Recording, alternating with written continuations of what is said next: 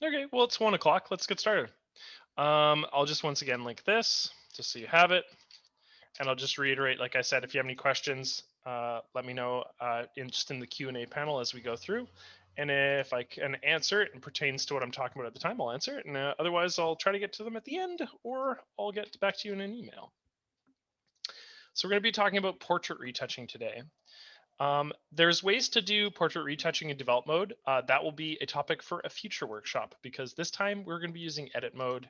And I really think that edit mode is an excellent tool for addressing portrait retouching, blemish removal, that sort of thing, skin smoothing. And we're going to show you how. So all I'm going to do is I'm going to take my before image here and I'm just going to open it up into the edit mode or the edit suite here. So I'll click edit. And we'll talk about our image first and foremost. So this is just a pretty classic image here. We've got our white background and our subject here with the emphasis on the face because that's what we're going to be adjusting today. And you know what? I might actually change the resolution slightly just before we begin, just so I can make this a bit bigger for people. Let's go to for 2. Let's go to 200 actually. That might be a bit better. Let's see how that looks. Yeah, that'll probably be a bit easier to view, at least from the standpoint of all the UI elements. Okay, so we have our image here, and let's just talk about it. Actually, this is an interesting image, one of the better ones I have too, because not all of these blemishes are, things that we'd want to remove. In fact, actually, she has like quite nice freckles. So we don't want to remove those. We kind of want to emphasize those. It's just little things like skin blemishes, and maybe some smoothing in regards to the rougher parts of the skin that we want to do this. But if we were to just open up a tool like Gaussian blur, or we were to go open like the blur tool just as is in ACDSee, we're going to be removing a ton of this textural detail, where in an attempt to adjust color problems. So one of the benefits of using a tool like frequency separation, which we're about to talk about in a bit, is that it separates the texture from the colors.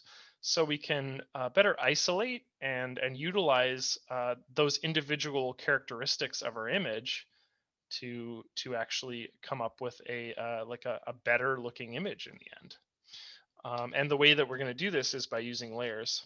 So the other things we might have a look at is there's some stray hairs that we could probably get rid of on the left here. And we could definitely take out something like this that's just distracting from the overall composition. So there's a bunch of stuff going on here that we're going to look at. We're not going to spend too much time, on the base of our image, just on our subject's face. If we have time too, we can also talk about eye color changes and teeth whitening and that sort of thing. But I want to focus primarily on her actual complexion for this image. So to start with, because we're working in edit mode, one of the habits I always like to get into is making a duplication of my base layer. So in this case, our base image here. I want to duplicate this, so we're working off of the duplicated image, just in case if we do make any destructive changes along the way, then we have essentially a history of that. This isn't super integral for what we're doing because a lot of it is going to be interacting with adjustment layers and things that are already non-destructive. But frequency separation in and of itself is probably something that we should duplicate our image for. So what I'm going to do to duplicate this is you can actually click on the duplicate button just down in the bottom right hand corner here, or you can right click on your image and duplicate it. And what we can do is we can actually, I think when we go to frequency separated, it'll rename this as well. So I'm not going to bother renaming this quite yet. But I'm going to take this copied version of our layer here, and I'm going to split it in two. So I'm going to use this frequency separation tool. The way we get frequency separation is by right-clicking on the layer, and you'll see that frequency separation is in the fourth drop-down bar here, just under paste as a mask. So I'm going to click this, and it's going to bring me into a very small little dialog, and we can have a look and talk about what this dialog does. So I'm going to click on frequency separation, and it's going to open it up like this. And so basically what we want to do while we're in this frequency separation mode is have a look at how much color versus texture is coming through on the high frequency. So the high frequency in this case is actually controlling the texture versus the low frequency is controlling the color of our image. And earlier when I said we're sort of splitting these things in two in order to make edits to our image, this enables us to actually maintain the textural detail while adjusting the color underneath. And the benefit of this is we can take elements and we can blur them out, like elements where we have this, red mark on our chin, and maybe some of these like, zits and things like that on our forehead.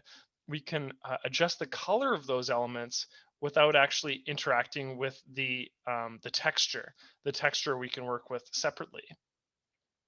I adjusted this blur radius earlier on my high pass layer, which is this textural layer, and I actually didn't like it too much, so I'm gonna knock it back. And as you can see, as I change this value, uh, my image adjusts slightly and the radius of the actual texture itself will change. Let's see if we can get a dramatic change. So I really increase the blur radius. We're getting a lot of color poking through. This wouldn't be what we want in terms of a frequency separation. We're going to want a much, much lower frequency separation. I think we might go with something like 17 pixels for our high pass frequency. And the reason why is because basically no color is coming through with the exception on the hair, which doesn't actually matter because we're not going to be editing this part of our hair at all. But what we are seeing is that we're getting a lot of that little detail, especially in and of her face here. I just want to play around with much lower just to see what we get. Yeah, that would be way too low. So yeah, we're going to stick with our 17, maybe even 18. And if we take a look at the low frequency now, it'll be about the same. So that blur will be about an 18 frequency, which enables us to go in and further edit as well these colors. I'm just trying to find a healthy medium here where we get enough blurring, but maintain enough of the frequency of the texture. So I'm just going back and all I'm looking for is, that might be it actually. Yeah, that is something closer to what we had before, but all I'm looking for is enough texture that comes through on our high pass and enough blurring that occurs on our low pass. So this will vary from image to image. This isn't going to be the same for everything, but in this case, we're definitely not going to be going too much past the 30 range for the blur. That will be universal for most of your images, especially if you're working on portraits. So I'm going to leave this at 25. We're going to click done and let's watch what happens to this image.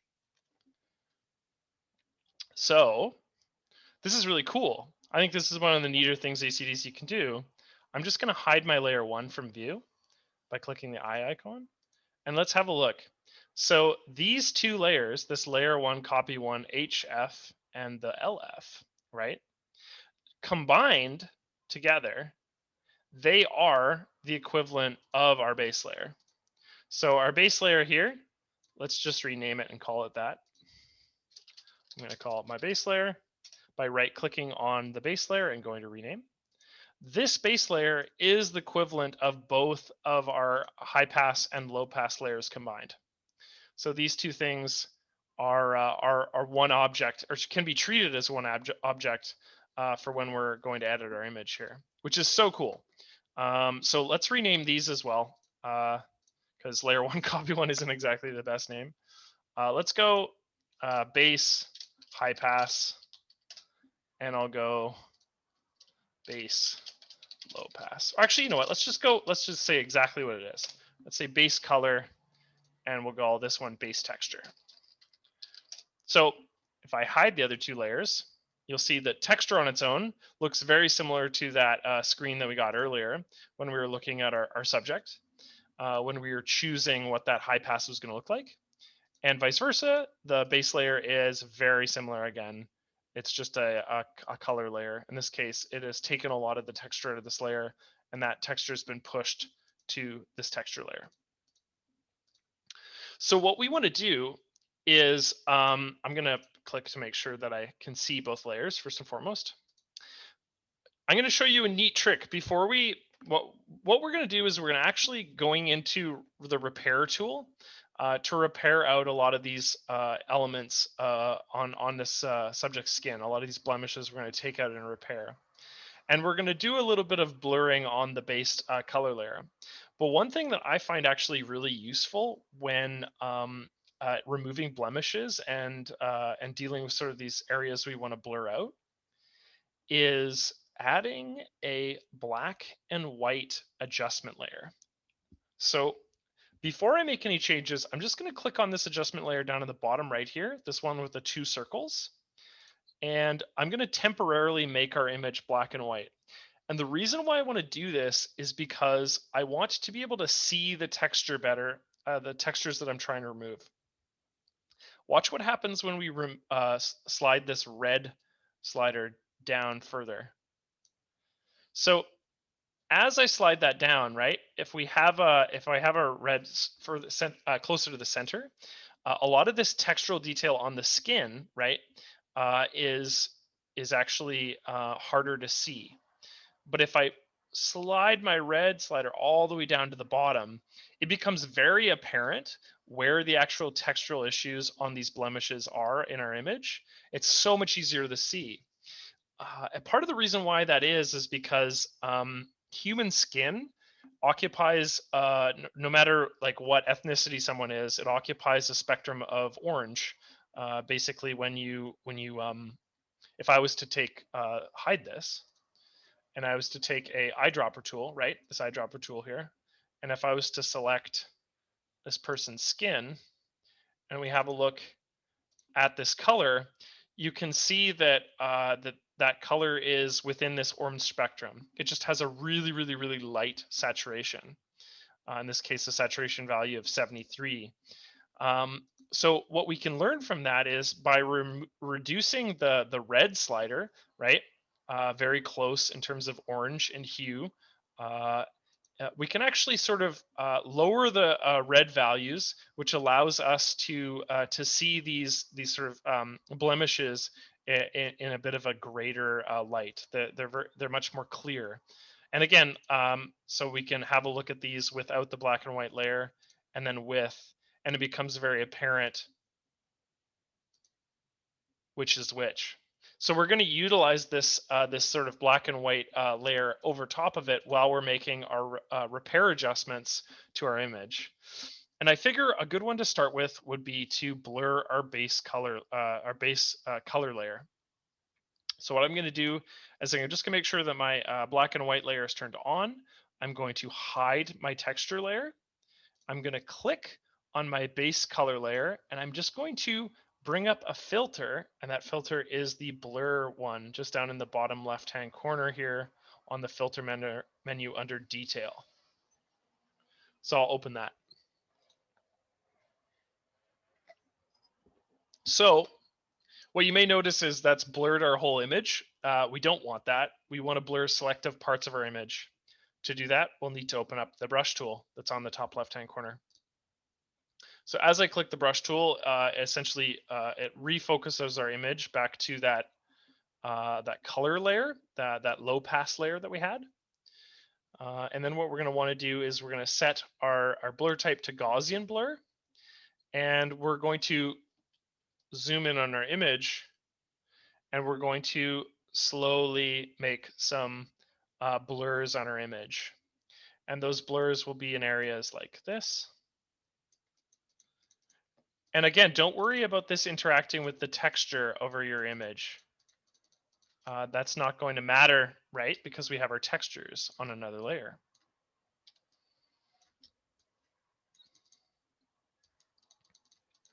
And I don't want to interact too much with the sort of splotches or these oh my god, I just forgot the word for it, freckles on her skin here. We're just going to interact with the areas that are very clearly you know, areas where this person needs what we want to remove those blemishes. So I'm going to go through, and I'm just going to lighten up these areas a little bit. Let's take that one, blur that in. And we'll just zoom out to have a look at what this looks like in comparison. So here's our areas with our Gaussian blur. We can show it before and after. And we can reduce the overall amount if we want it to come through a little bit lighter, or we can increase it to get more of a Gaussian blur effect on those areas. So I probably want slightly less than we had before, probably in this range. So I'm going to go with a 48 on that. And let's just see what this looks like when we click done. So I've sort of made those selections, and I'm just going to click the done button. And now what we can do is we can actually take this base texture, right, and put it over top of that, or we can hide the rest and see what it looks like now without the black and white layer over top of it, just hidden from view. So that's looking better, but we still have those textures that are coming through quite strongly. So now what we're going to do is we're going to focus entirely on the high pass layer, this texture layer, and we're going to actually heal out these little parts of our image. So in order to do that, I'm going to now hide my base layer, my color layer, and I'm going to take my texture layer here, and I'm going to open it up in a different tool in the filter panel. I'm going to open up it in the repair tool. And let's have a look at this image here. So here's just the texture of our image, and this is the parts that we want to slowly go through. And I want to be clear, I'm using the heal tool. So the heal tool is a tool where it asks you to click to make a right click portion of your image. So I'm going to right click, and all that's going to do is it's going to take the visual information from that area that I've right clicked. And then when I go to left click, it's going to apply that pattern, that information in the new area. So what I can do is I can do this combination of right click in an area I like and left click in an area that I want to clone out, or sorry, heal out in this case. And this can take a while. So we're going to actually go through and we're going to pick out each individual little blemish here, and we're going to adjust them. Then we can look at some of these stray hairs afterwards. So I'm going to zoom in, and let's have a look at some of these areas of our image and just go through and pick them out. So again, all I'm doing is right clicking to set a point, and then I'm left clicking to apply that point.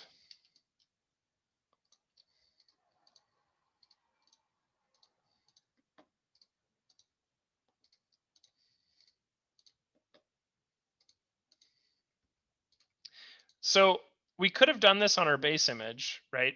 But the nice thing about doing it in this step where we've actually done this frequency separation here is it enables us to preserve the detail and the color on these separate layers.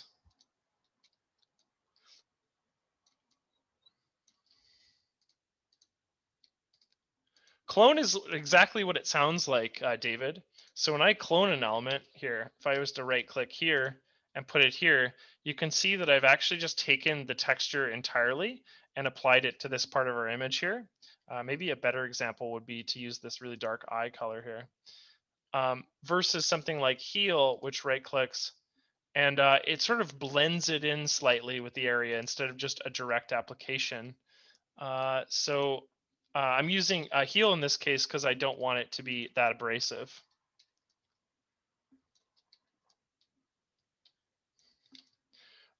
John, you absolutely can. I prefer to be a bit more precise, especially when it comes to the nib size here, less so on the feathering account. Although here, if we were to dramatically increase the feathering, what it's going to do is it's going to be a little bit more, it's going to take a little bit more time around the edge of this to sort of blend it in. In essence, a feathering, what it's going to do is it's going to create this like, if we dramatically decrease the feathering, it's going to create this hard stop around the edges versus an increased feathering, which will create a gradation from the edge of the nib to the edge of the feather. Basically where the edge of the nib is fully on and then the edge of the feather is fully off. So there's sort of like this pixel differentiation between those. So I'm going to go through, but I definitely don't want to increase my nib width too much. Like I don't want to make it very big because then I'll be copying, more than I want. In this case, I want to be really selective with the things that I'm removing.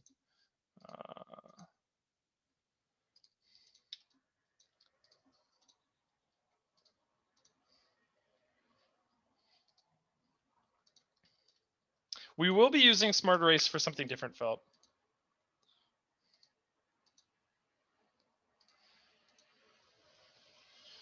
Ultimately, you can use whatever tool you think is most effective for this. I definitely think Heal is the most effective for what we're looking at right now. I think that's looking pretty good.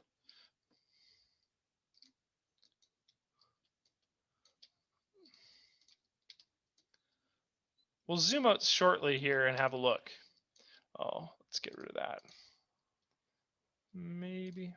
You can actually use this this clone method too, or sorry, this healing method to sort of take certain elements of texture and add them to your image as well. So if I want like the texture from this area, I can actually add it in using that. I think this is looking good. Maybe get rid of some of these hairs on her around her eyebrows here.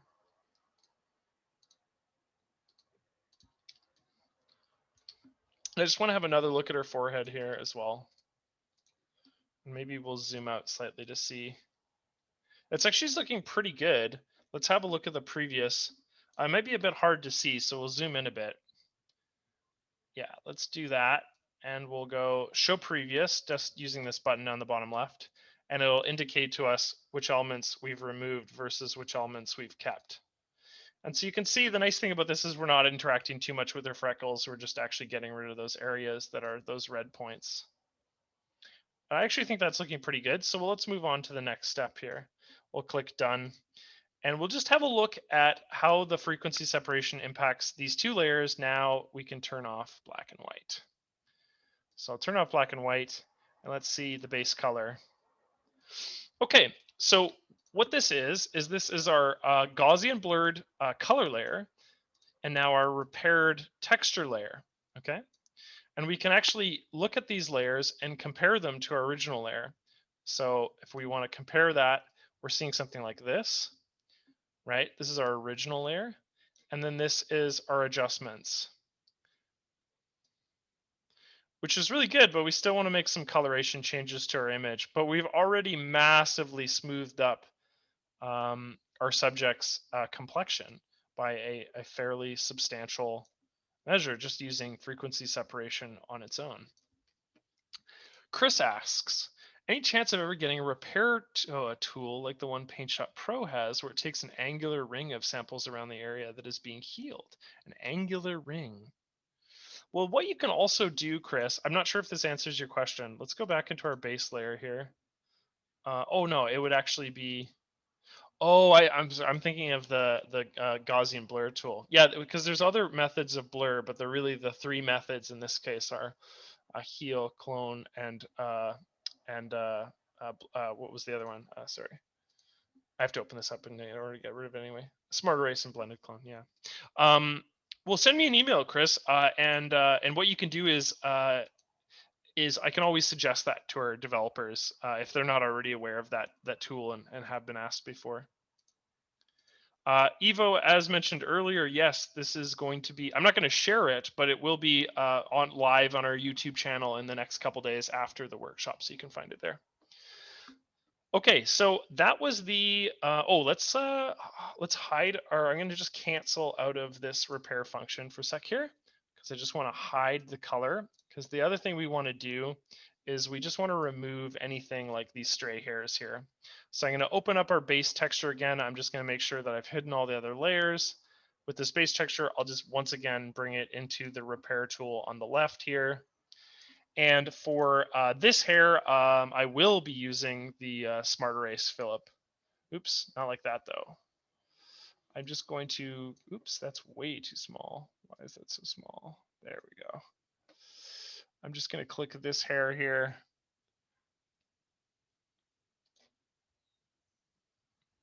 And Smart Erase out that hair.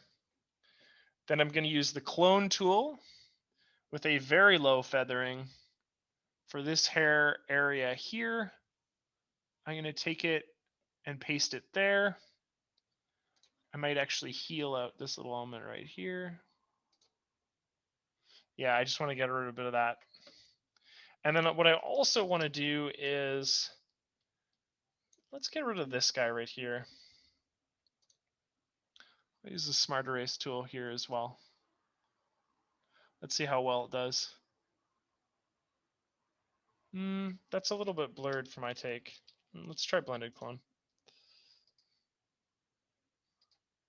Sometimes when you have an area that has a lot more detail, like in the area of this hair here, right? What we really want to do is actually use blended clone, which is sort of like a combination of heal and clone, in that it takes the contents of whatever you would naturally clone, and then it sort of heals the edges slightly. And this is optimal in the case where Smart Erase is not able to make an accurate algorithm for what you're trying to remove. So here, I'll showcase it here as well. So let's take this hair above her eyebrow here, and I'm just going to try to Smart Erase this, and let's see how well it does. Yeah, it leaves it a little bit blurry. So again, I'm just going to take my blended clone tool, and I'll just use that. And we'll blend clone out these as well. That's good. And just this last guy right here. I might, yeah, let's get rid of this entire big stray hair here.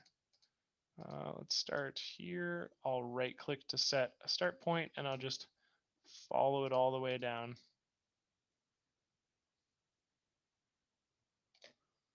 Nice. That looks good. I don't actually mind that that sticks out a little bit. That's nice. Let's take this guy out here. And I think that's looking pretty good. Let's just maybe have a zoom out and see if there's anything else. Oh, well, there's this. There we go. And this. So we're just going through and we're just getting rid of any stray hairs. Just from the texture pass, right? Because these are textural elements that we want to get rid of. They don't actually contain much color information. Let's click done, or actually let's zoom out first. Yeah, that's good. We got rid of the stray hairs right here using the Smart Erase tool, and we used the blended clone in area that actually needed to maintain a degree of texture next to the, I guess there's some hairs along her, the top of her head here, and then some texture in around her cheeks that we wanted to keep. So I'll click done on that, and we'll have another look, and we'll talk about what we've done so far. Oh yeah, I definitely still need to get rid of the color on that layer though. That's interesting. This is cool because there's certain elements that are going to be only visible. Yeah. So I'll take this base color layer, and just to get rid of this little patch of brown here, I'll take this layer and I'll just bring it back into blur. And we're going to blur in that element. Boom. Let's see. Yep, good enough for me. All right. So what have we done so far? So all we've done so far is we've taken our base layer, we renamed our base layer and made a duplication of it.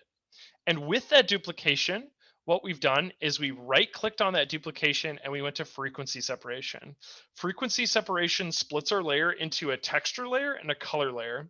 And then what we've done is we sort of utilized the natural qualities of those layers to sort of draw out any issues with our image. And in the case of the color layer, we took that color layer and we got rid of, or rather blurred in, parts of our layers, especially in and around the areas where we have some complexion issues here. So again, to all that is to do, which is to homogenize without interacting at all with the actual, the actual textures themselves.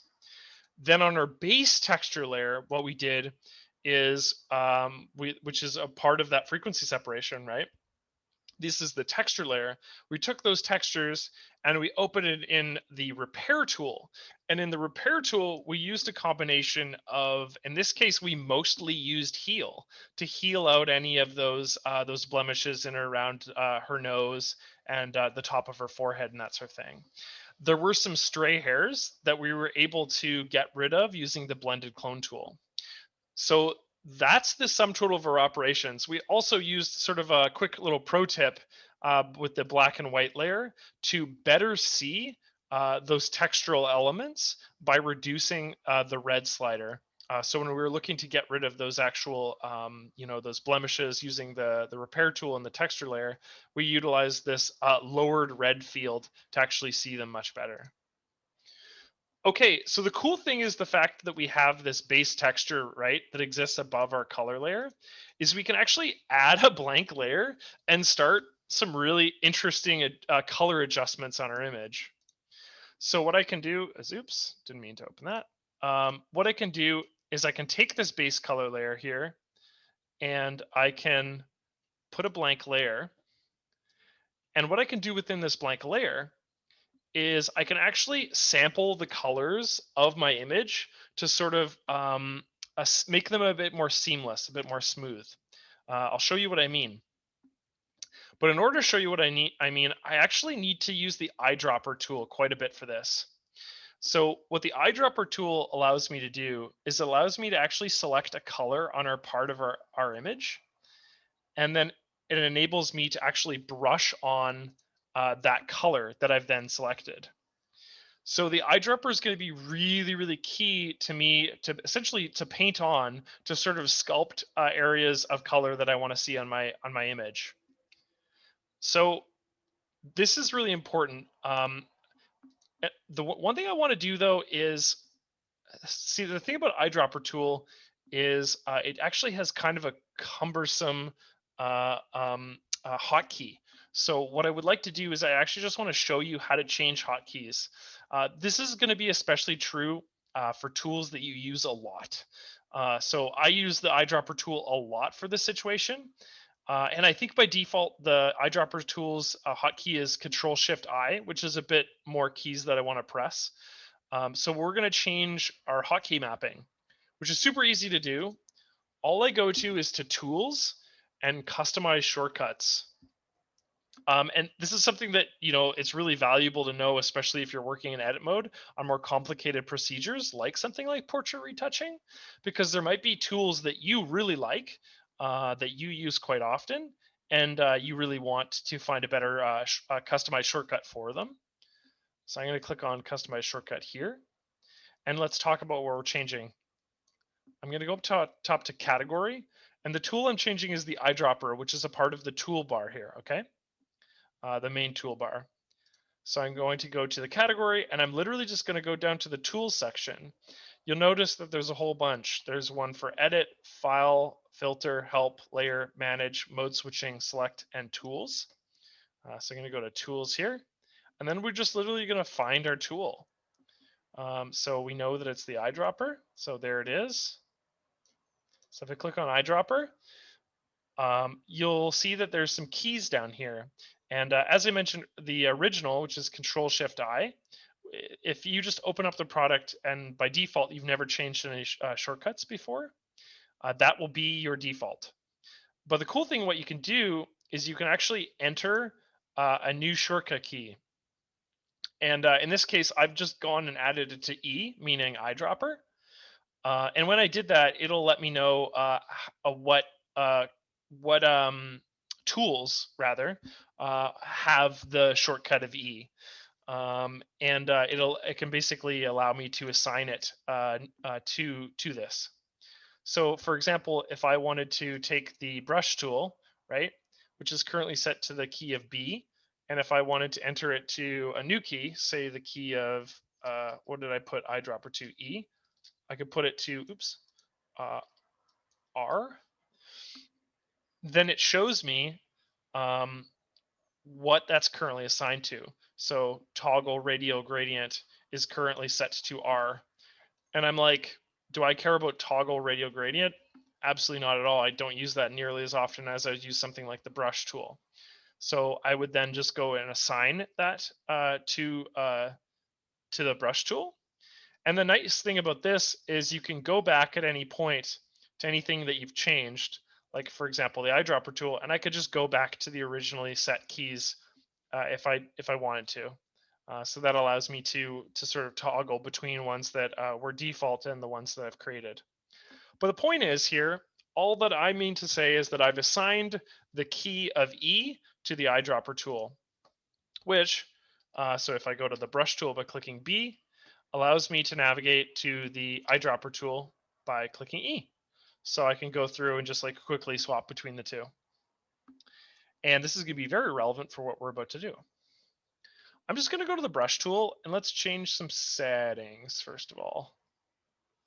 I may increase feathering slightly, nib width slightly down.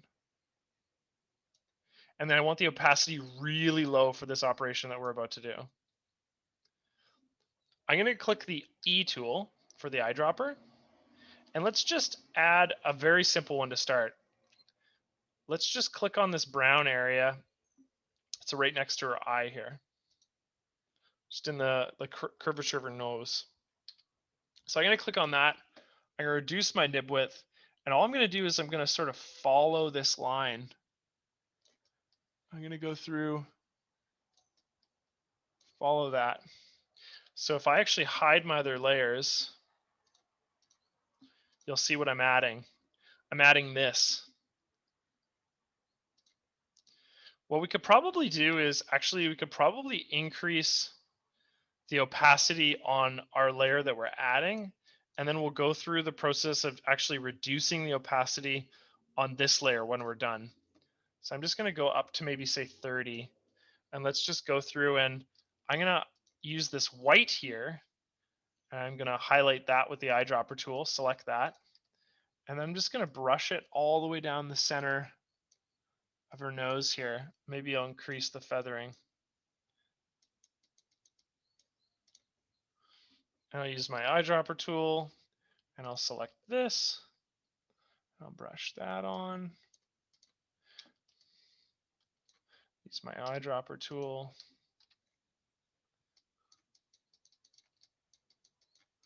And what this enables me to do is very subtly control the color of parts of our image. And I'm just going to go through.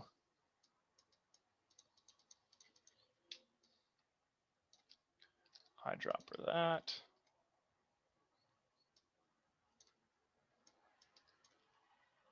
I'm going to undo that one.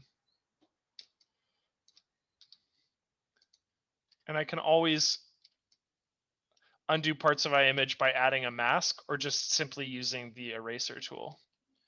Let's definitely get down here. Actually, this is a good one to do because I can paint on.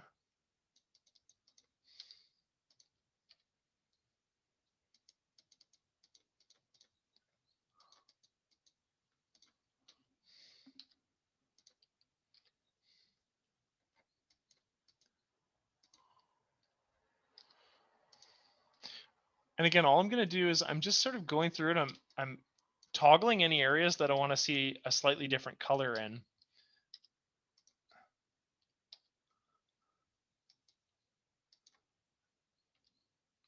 And we can sort of further refine and even highlight parts of our image. Like in this case, we have our cheekbone here, right? If I use my eyedropper tool, this might look ridiculous. Yeah, that's going to look a bit ridiculous. So let's eyedropper something a little bit slightly lower the opacity. There we go. And then I'll eyedropper that.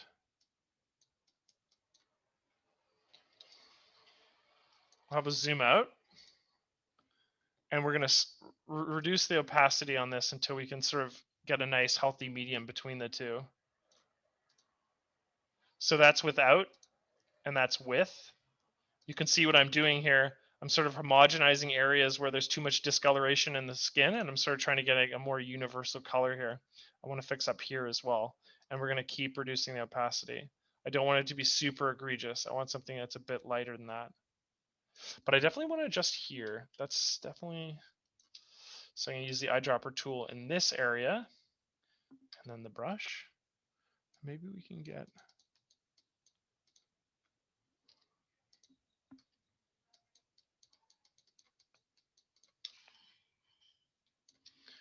and maybe a bit darker in here.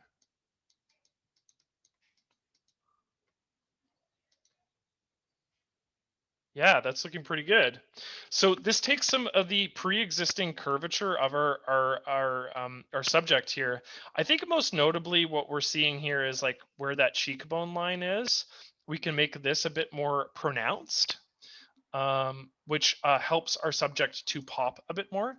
And then I really like right here, I like straightening out the line on the nose here slightly, which is basically just taking the line of the shadow here and running it further along the nose.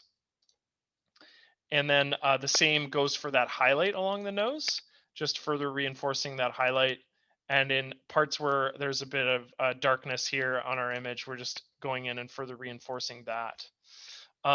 Let's have a look at this layer and just talk about what we've done. Oh yeah, it's not going to be very visible. So this layer right here, which is the layer where we've gone in and we've adjusted some of the color on our subject's skin.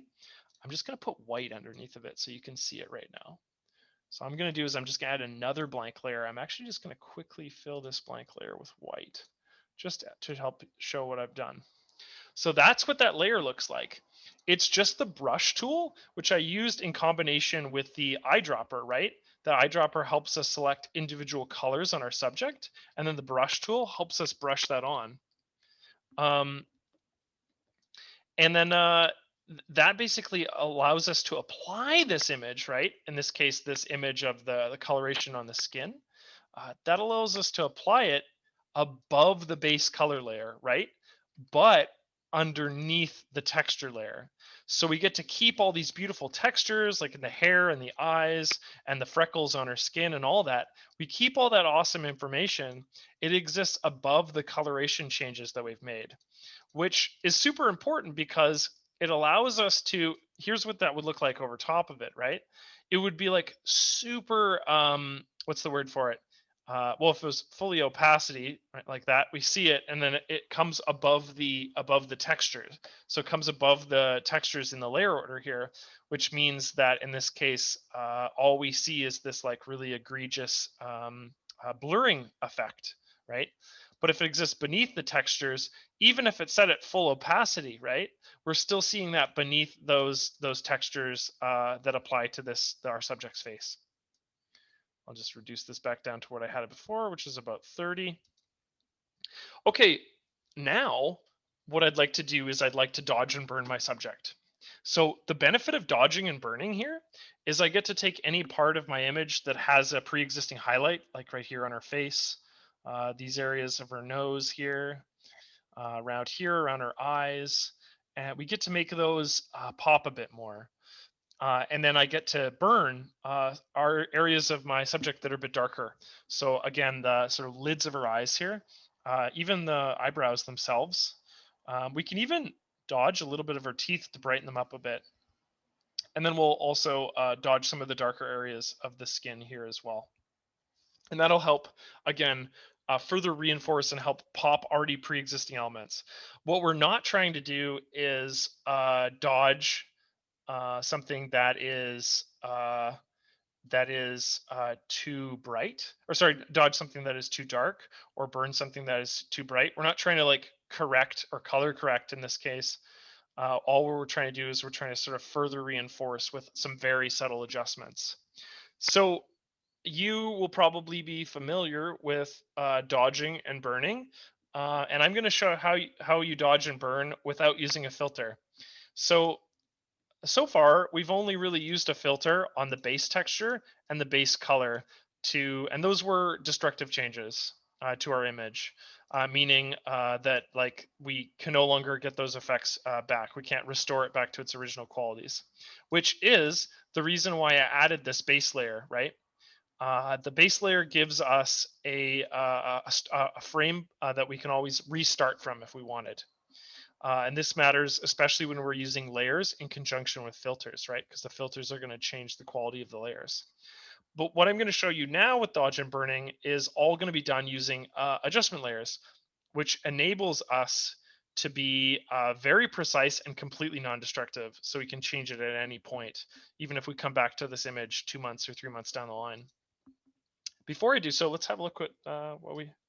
So this is our original image, and this is our new image so far. Cool. Okay. So I'm going to, above the base texture now, what I'm going to do is I'm going to add a blank layer, and I'll explain why.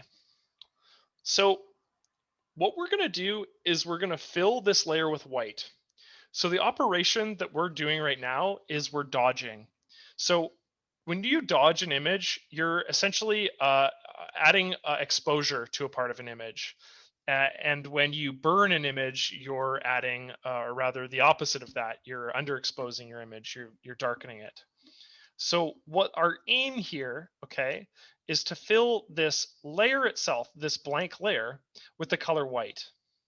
So I'm going to take this fill bucket tool here, and I'm going to fill my blank layer, not one of my other layers, not the base texture layer, not the layer with the nice adjustments to the face with the colors, just this blank layer here, okay? So I'm going to fill the blank layer, and our image will go entirely white, which is fine for now. Let's rename this layer. I'm going to call it Dodge. The next thing I'm going to do is I'm going to go to the very top here where we see this drop-down bar. These are our blend modes, and this is what's going to sync this dodge effect to the actual effect itself. So we're going to take this layer and we're going to set it to the dodge function right here. And no effect will have taken place yet. That's okay. We just want to make sure that our dodge aligns with our dodge here on the layer. So our layer is set to the dodge blend mode. And the last thing I need to do is I need to add a mask to this layer. So this mask will enable us to be specific about where these dodges are going to be applied to our image rather than universal. So to add a mask to a blank layer in this case, or a layer that's now been filled with white, I guess, is to take this layer and I'm going to navigate all the way down to the bottom here where the mask button is. So add layer mask. Okay. I'm going to click on that and you'll notice nothing happens. And the reason why nothing happens is because this mask that we have that looks staggeringly similar to the actual white that's next to it, this mask is set to white, which means it turns it off, or sorry, turns it on. I'll explain this. This is very confusing for now, but it will make much more sense momentarily. So I'm going to write the word on. Oops. Let's do, yeah, there we go. On. Okay. So when we have a in this case, white, a blank layer that we've added, set to dodge, okay, we have this this mask thumbnail that lives to the right of it. And what masks do is they enable you to mask on specific parts of your image. And the way we're going to be showcasing that is by brushing. But first, I want to take a moment to just quickly explain how the mask thumbnail works. When you have clicked on a mask, okay, which is the thumbnail to the right of it on the layer panel, when we click on that, that enables us to use the black brush to functionally hide, right, or unhide parts of my image. So what I'm not doing here is I'm not actually brushing on with white. I'm actually hiding or unhiding based on my interaction with the color. In this case, black turns off the layer and white turns on the layer. So masks enable me to brush on areas to either turn them on or off. Here, let's do something slightly different to showcase this in a different way. I'm going to right click on my mask here, okay? And I'm going to turn this, I'm going to set my mask to black. And what this is going to do is this is going to turn this entire layer off. So after I click set mask black, what's going to happen is I will no longer see this this white image that exists above our layers. Okay, so we have a black mask property next to our white fill layer. If we were to take on our mask here, on this little black box here, and if I'm to paint on white, right? White means on, black means off. If I were to paint white, well, then look what's happening. I'm getting that white color to appear, which isn't, I'm not painting that on. This isn't using like a white brush. That's literally just showing me, in this case, the white fill layer that's to the left of it. The same as if I go to brush on black on this mask, I'm now erasing that. So the reason why I'm showing you this, the reason why this is so important for this process of dodging, right, is because I can actually take this entire layer here, okay? I can add, I can brush on by using white, and we're going to dramatically lower the opacity, and we're going to increase the feathering. And what we can do is we can brighten parts of our image like that. Opacity is still too high, so we'll do this. I'm going to lower the opacity even more.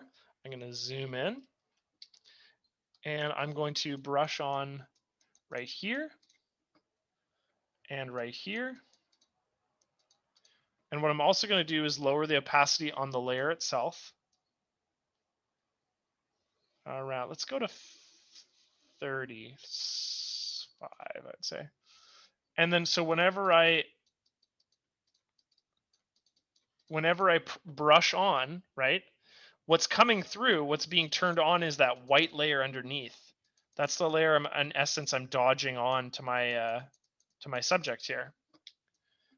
So if I do that on the teeth, for example, here, if I'm to dodge on that white's coming through. Might increase the opacity for this. I'm just going to brush on that white. That's almost too white.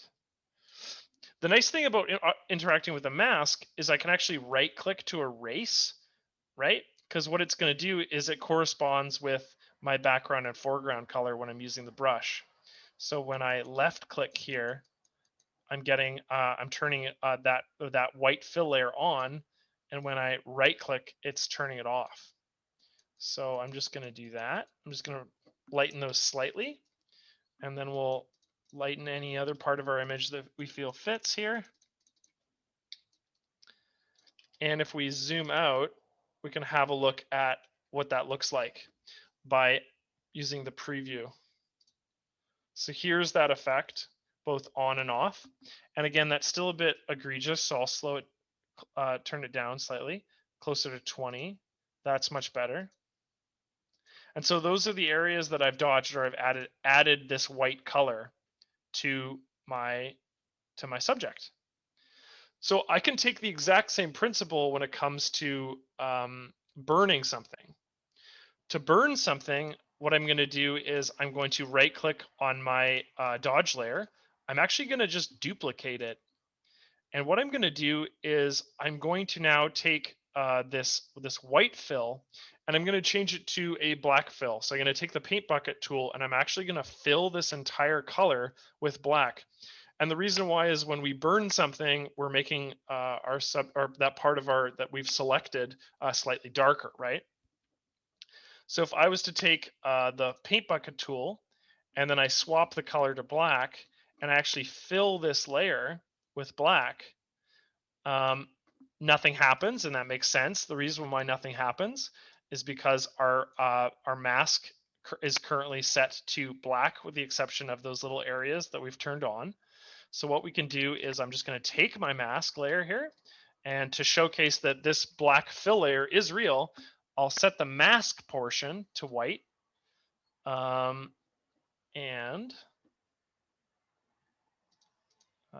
Oh yeah, it's still dodged, right? Okay.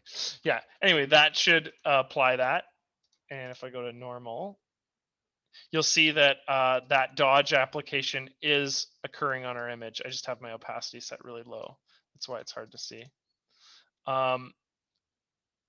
So we can see that in this case, the black here is on our image, and that the mask is now turned on, so we can see all of the black on our image. So what we'll do is we'll take this secondary this dodge. We're going to rename it. I call it burn, and I'm going to take this black and I'm going to set it now to burn.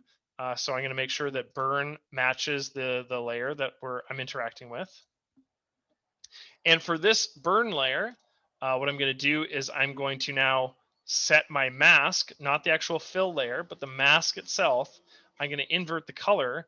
And the reason why is because I want to also brush on this in the same way that I did with the dodge. So if I now brush on white, which turns that portion of the mask on, okay, if I brush on white, you're going to see that it's going to get way darker in that area.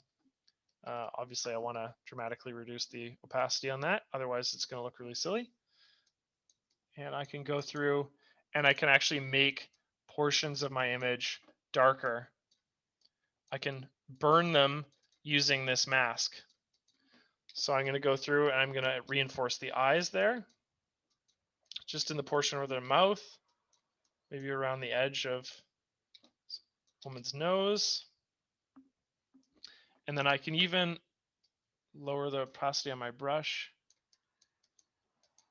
darken these areas, and definitely underneath here.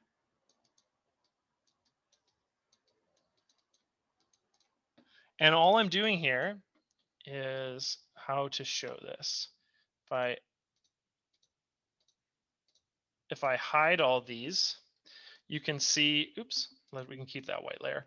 If I hide all my other layers here, with this exception of this white layer, you can see the areas that I've actually gone in and I've burnt. Those are the burned areas. In the same way that that our dodged areas are these little white areas, these specks that come through here as well. So whenever I'm burning, all I'm doing in this case is I'm sort of like adding black to that part of my image. And that basically enables me to reinforce those pre-existing shadows. So, and what it would look like without versus with, you can see that it's coming through. I might add it a bit here.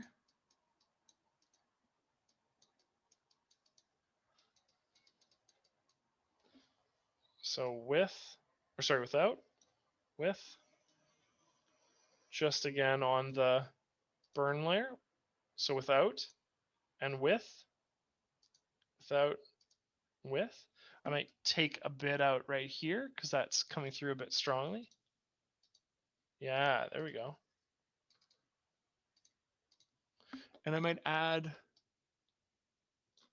one right there around the edge of her nose as well.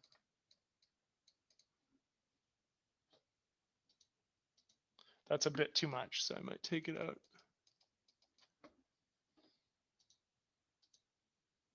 There you go. So I'm going to explain this once more because that's quite it's a nuanced concept. What I'm doing here is I'm utilizing a black layer. So I'm filling, I'll just hide everything other than what I'm talking about. So everything's hidden. So I have a new blank layer. What I'm doing is, what I can do even before I fill this, let's add a mask to this layer. So I'm going to add this layer mask, and that layer mask pops up to the right of it, and it's indicated by this this white box that exists to the right of it. One of the benefits of this white box is it allows me to when this parts of this box or this box is white, it means that it's going to show the layer that's beneath it. So if I fill this box with blue, for example, and the thumbnail to the right of it is set to white, that means that it's showing that color. That blue is being shown to me. It's turned on. If I make my thumbnail, the mask in this case, if I turn it to black by either right clicking on it and setting it as black, you can see that that blue is turned off, right? It's turned off from view. So what I'm doing over top of my subject here is I'm taking this and I've made this the mask black, because what I want to do is I want to actually paint that blue onto my subject, right? So I had a really low opacity, and I'm painting that blue, on whatever area that I'm working on. In the case of this burn layer, right, I'm burning on that black to the darker parts of my subject. So the areas around the lids of her eyes, her eyebrows, the natural areas of that image that are shadows, right? I'm reinforcing those things. And the same is true for white. I'm dodging those areas. I'm making them brighter. I'm adding more white to those areas. The area that I think that would be confusing is because in this case, we're filling the layer with black or white in the case of the dodge, and black for the burn, which might be confusing because we're also using a mask that is either black or white, which is why I wanted to take a moment to explain it with this blue portion here. You can see that my mask, or sorry, my actual layer itself is filled with blue, and I'm utilizing the on-off function, this white-black mask, to either brush it on or alternatively, brush it off. As you can see, I'm sort of erasing that by right-clicking, because right-clicking in this case applies a black background to the mask, which gets rid of it. The other step involved there is I literally just changed the blend mode on those layers to their corresponding blending. Burn is burn and dodge is dodge, to get the right effect as they apply to the image. You can play around with other ones though. So for example, with that burn layer, we could see what that would look like with something like a multiplication, which changes it very subtly, but not too much, not that it's that different. Burn is slightly darker, if I'm seeing that correctly. Maybe if we were to increase the opacity versus burn. I mean, the differences look like very, very non-negotiable, so they're very similar. But you can play around with different blend modes to see if you get different effects from those colors, which in this case are black and white. Yeah, I'll stick around for some questions. Let's see what other people are asking here. I'm old enough that I've actually dodged and burned with an enlarger. Great. I don't even know if I've ever seen an enlarger, Randall. So Sheila asked, how do you do that? Take squares off and put a white background. So in order to fill a layer, you can use the add a blank layer right there, which is this little plus icon down at the bottom left. And like I mentioned earlier, you can fill it with anything. In this case, I'm filling it with a color. I'll just fill it with cyan by clicking on the foreground color, and I'll use the fill tool, which will fill it with whatever the foreground is. So that is how you add a blank layer that is, in this case, filled with the color. Now, to actually add a mask over a layer, you just click on this little button down at the bottom left-hand corner next to the duplicate button, and that adds an actual mask to that corresponding blank layer. So this is how we added a mask to our dodge and burn layers. It's also how we added a mask to our blue layer that we did for demonstration purposes. And as you can see, also, all of your adjustment layers come pre-ready with a mask already, which means that what you can do is, for in the case of our black and white here, I can actually turn off parts of this image by painting on black. As you can see, the color now pokes through on my black and white layer. And that corresponds to the thumbnail that you see here. Again, black means off, white means on. So if we reference what this adjustment layer is, we can see that black and white is being applied to our image. And then referencing the thumbnail. So black and white is being applied to our image, except the parts of my mask that are black, right? Except the areas that I just painted on. The same is the case for the burn layer. So this burn layer is saying this whole image is painted black, with the exception of my thumbnail here. So my thumbnail and the mask itself is suggesting that only areas that I've painted white are being or is having that effect applied. And it's very subtle, but you can see in the thumbnail that I've painted on some white parts of that image, again, turning on this burn layer. So Sheila, hopefully that answers your question. Or sorry, Keith. Keith. Or no, who asked that? Yes, it was Sheila. My apologies. Robert, how would you change eye color to blue, for example? Great question. Okay, super easy to do. It's actually probably one of the easiest things to do. So what I'm going to do is I'm going to add a vibrancy adjustment. Okay. So that vibrancy will add this little guy to the very top there is of our adjustments. And what we want to do is we want to change the hue of the eye color, okay? Because right now our eye color is brown, but if we use this hue slider, it will change that eye color. This mask becomes very important here, right? Because what we want to do is we don't want to change the whole image. So if I change the hue, my whole image becomes purple. What we want to do is we only want to change the area that we've selected. So what I'm going to do is I'm going to right click on this mask, okay, on our vibrance adjustment, and I'm going to set it to black, which is going to turn this effect off with the exceptions of the areas we're about to click, okay? So my mask is set to black. My hue change still being applied is just currently being applied to nothing because the mask is turned off. Okay. What I'm going to do is I'm going to click on my mask.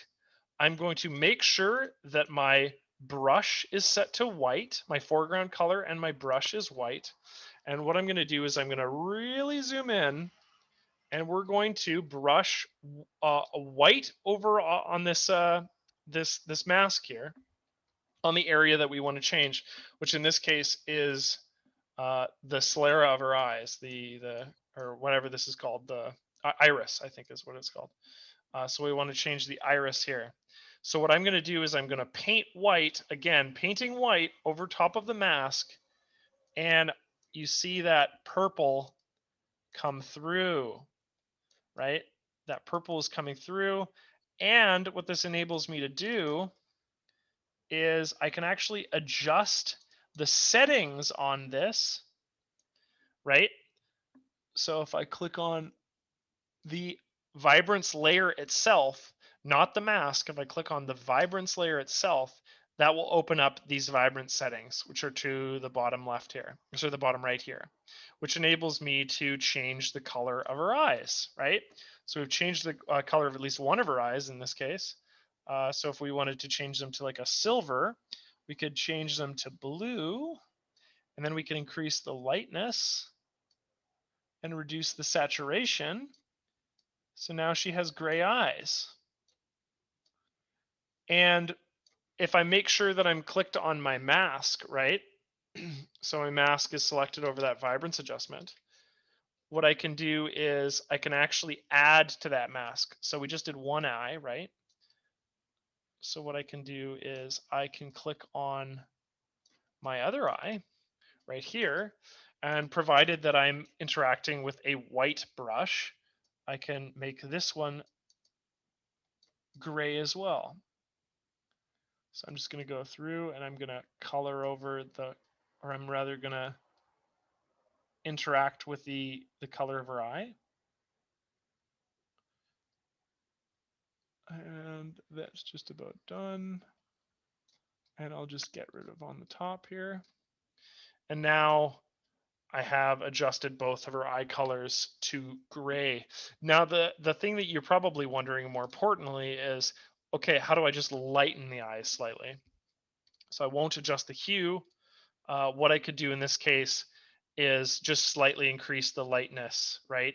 So I could keep this nice brown that she had, but maybe I want to pop in a bit more saturation in the eyes, and I just want to slightly bring up the lightness of the eyes to make them pop out a bit more. I'm using a mouse, Ray. I don't have a tablet, although you certainly can for this. So there, in this case, I'm not changing the hue so much. I'm just increasing the lightness and the saturation. Robert, does that make sense? Do you see how I'm interacting with a vibrance layer with the whole mask itself set to black, which means that it's turned off. And then I'm just brushing on the areas that I want to see that effect applied. Does that make sense? Take care, Adrian. Thanks so much. Thank you, David. Glad of it. Keith asks, are there any plugins for retouching to make the process less time consuming?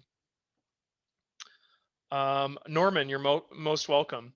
Keith, are there any plugins for retouching the process less time consuming? Add PS4 with a plugin. Yeah, there's lots of plugins for ACDSee. If you check out our website, I think we actually have if you scroll down to the bottom of the ultimate page, there is a section for plugins, or like there's definitely a page on our website that talks about plugins, which ones that are that you can use with ACDSee and which ones are supported. Robert, I'm glad that helped. In actual fact too, if we wanted to do the same effect, right? If we wanted to apply that effect just to her lips, right? You said like, okay, well maybe we want to like change the color of her lipstick or whatever. We can do the same thing. We can just add a vibrancy adjustment once again, fill the mask with black. And the reason why is because we want to paint on where this effect applies. I'll just increase the saturation, right? Because the saturation will make this more red. And then I could do the same thing for these lips here. So I could paint on white in the area where her lips are, and that will, in this case, just because I'm already working with pre-existing colors, I'm just increasing the saturation. So I can go in and do something like that. Well, you got to be careful. I'm not exactly a cosmetologist or whatever they call it. I'm not exactly a master of the art of makeup, but you see my point. You can go through and make adjustments here as well. Maybe we slightly reduce the saturation just so it looks a bit more natural. Yeah. So not only could you do something like the eyes, but you can also adjust like lip color or any color on your subject. Brian, you're most welcome. I'm glad you found it interesting. Christoph, you're most welcome as well. Glad of it. So Andre asked, can you see the mask only? See the mask only. So when you have masking turned on a layer, okay? So let's just use the eye example here where we change the eyes to a lighter color. When we have our mask set to black, we have that effect turned off, right? So you wouldn't be able to see it in that case. So if I take this mask, right, pardon me, and I set this to black, which means that I'm setting the whole mask, I'm removing my brush strokes. It turns it off, so you'll notice that it hides it from view with the eyes here. Which is the opposite of when I interact with the white mask. So I can take my mask here, my black mask, and I invert it. And what you'll see is that vibrance adjustment is now being applied to our whole image. So I'm never seeing the mask. What I'm seeing is the vibrance adjustments applied through the mask. Okay, so and this is where there might have been some confusion with my fill layers earlier in regards to dodge and burn, because I was filling my layer with the color white. I was filling my layer with the color black because I intended to actually brush on that fill. I was brushing on the color black as a dodge blending, or I was brushing on the color white as a as a burn. You see my point. So hopefully what I'm never seeing is the mask per se, because the mask is in of itself contains no information. What the mask shows us is it translates which parts we've brushed on that effect. So when I see black on a mask, I know that information is not being processed. When I see white on a mask, that information is being processed. Again, what's really important to remember about masks is that white is on, so that effect is turned on when it's white, and the effect is black when it's turned off. sorry, the effect is turned off when it's black. And this is exactly the same when it comes to brush strokes, right? In the case of our black and white adjustment here, this black portion of our image is what's turned off, right? The white portion of our image is what's turned on, and that correlates to exactly the adjustment I'm seeing here, which in this case is the black and white adjustment. So can you see the mask only? Yes and no. Hopefully that answers your question. You can see it when it's turned on. You don't see it when it's turned off.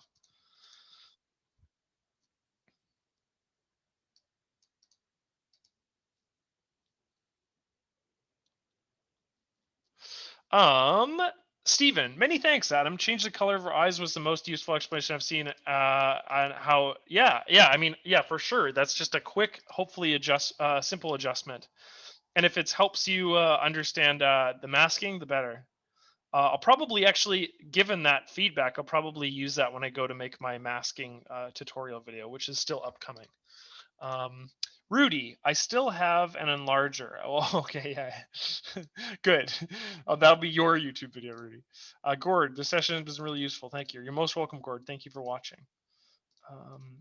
Chris, thank you very much. I'm very helpful. I will email you about the PSP tools. Please do, and I will send you back that the list of the plugins. Martin, thank you so much.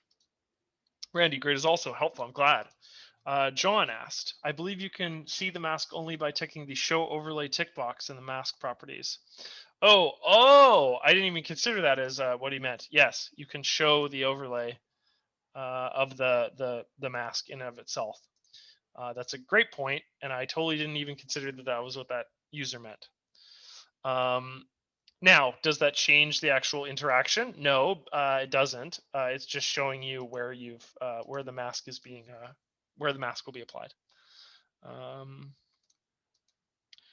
Bruce, this is excellent. Thank you. You're welcome, Bruce. So just before everybody leaves, I'll just summarize things very quickly, and I'll get rid of these excess layers that aren't needed. Yes. So what we talked about today was duplicating layers for the purpose of creating a frequency separation, right-clicking on a layer to utilize frequency separation. Frequency separation creates two layers, a color layer and a texture layer. Interact with the texture layers using the repair tools. Interact with the color layer using the blur tools. Over top of your blur, you can add a blank layer and you can fill it with a very low set opacity. You can sort of brush on using a combination of the eyedropper and the brush tool, colors that you want to reinforce or colors that you want to homogenize in certain parts of your image. Use the dodge and burn tools in basically using a layer, create a new blank layer and fill them with black or white. Dodge the white layer in combination with a mask and burn the black layer in combination with a mask. And then when I'm done, Bruce, I can save the file most importantly as an ACDSee file. This will enable you to open it up and see your adjustments at any point. But then when you're done, perhaps maybe you want to save it as a TIFF file or some other high-end, lossy file type, which will enable you to, to send it to your client. For print, I still recommend TIFF. I don't know. Can you save as a PDF? Probably, but let me just check. Yeah, you can save it. Oh no, doesn't look like it. PSD. Yeah. No, you're gonna definitely want to save it as a TIFF. Definitely for print. TIFFs have are a file that actually you would send to a print shop if you don't have access to a PDF format. So you wouldn't want to send a JPEG or a PNG to a printer. It'll be much lower resolution. Yeah. Martin, Adam, thank you very much. Very helpful as always. Again, learned a lot of new and interesting things. Great. Glad of it. And that I'll definitely do a tutorial on masking soon with the eye color example because that seems to resonate with people. So, thank you, Andre. Thank you, Terry. I still have Lightroom because I haven't had time to figure out what ACDSee features crossover. Is there a training video showing that? Not there. We don't actually have a crossover video yet. That's a good suggestion. Should probably make one. I'm not sure if we can make one legally, but it's probably a good suggestion. A crossover. I'll ask the lawyer. Crossover video to see if we can do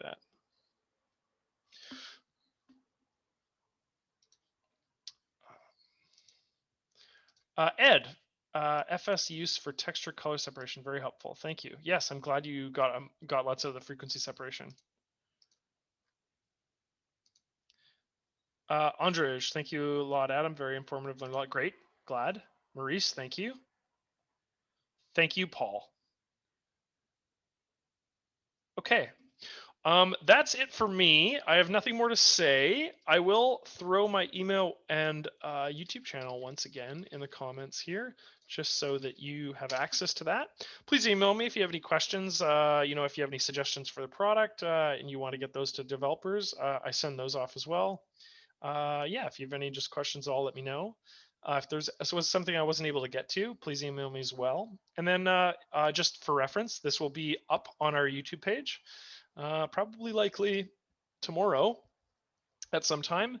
Or maybe Wednesday, maybe Thursday if I don't have time tomorrow. But this will be uploaded in the next couple days to our YouTube channel. Awesome. Okay. I'm going to mute my mic. And I hope you have a great rest of your Tuesday. I'll probably close this in about 5 minutes. I just want to give you enough time to grab my email if you need it. So take care, everyone, and I'll talk to you next time.